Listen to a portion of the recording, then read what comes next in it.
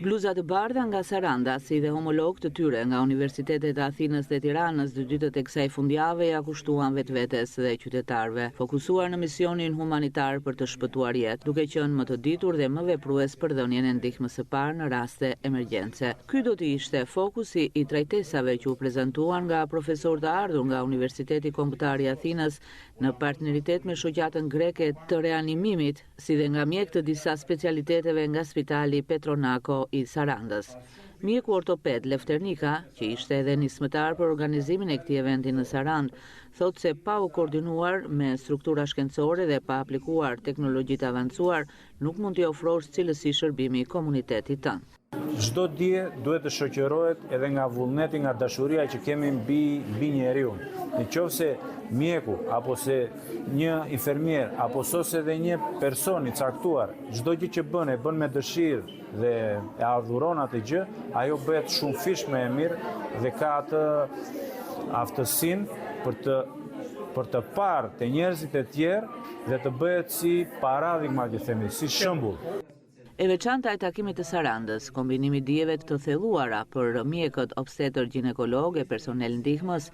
me një panel trajnimi të qytetarëve dhe prindërve për ndihmën e parë në të rritur dhe fëmijë. Kjo ishte ana më e vlerësuar për mjeken shqiptare Roseta Soko, profesore asociuar në Universitetin Kombëtar të Athinës. Ky aktivitet ka rëndësi të madhe, është në shërbim të popullit, të mjekësisë, në shërbim të personelit mjekësor. Ndihmojmë në edukimin e tyre për ndihmën e shpejtë të rriturit, për fëmijët dhe neonatët, dhe gjithashtu rëndësia më e madhe e këtij aktiviteti është sepse vihet në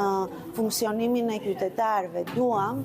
të edukojmë dhe të trajnojmë qytetarët për ndihmën e parë të shpejtë.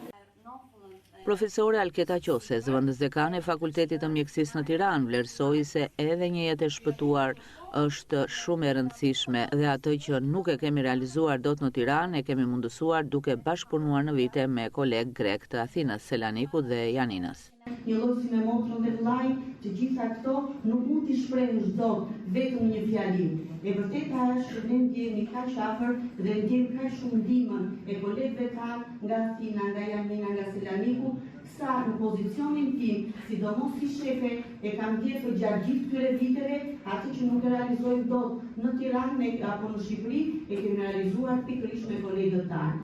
Personeli mjekësor nga klinika e neonatologjisë e Spitalit Mikpritës për foshnjat në Athinë demonstruan ndërhyrje taktike me asistencë mjekësore të specializuar në situata problematike të pritjes së fëmijës. Me konferencën dytitore mjekësore të Sarandës së pranishmëve ju ofrua një orë teorike të përditësuara sipas udhëzimeve më të fundit të Këshillit Evropian të Reanimimit dhe aftësimi teknik, për të qenë i pajisur edhe publiku me shprehi praktike të nevojshme për të dhënë ndihmën e parë për të shpëtuar jetë në raste emergjente.